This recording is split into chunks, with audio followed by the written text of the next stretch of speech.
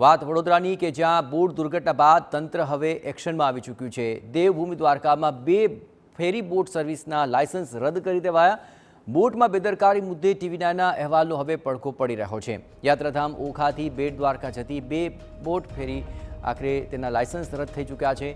નીલગંગા અને mall visa નામની આ બોટ સામે મેરીટાઈમ બોર્ડે કાર્યવાહી કરી। બંને બોટમાં ક્ષમતાથી વધુ મુસાફરો ભર્યા હતા। ટીવી9એ આ બોટ સંચાલકોની બેદરકારી ઉજાગર કરી હતી। મુસાફરો માટે લાઈફ જેકેટની પણ સુવિધા નહોતી। નવો હુકમ ન થાય ત્યાં સુધી બોટના લાયસન્સ રદ રહેશે।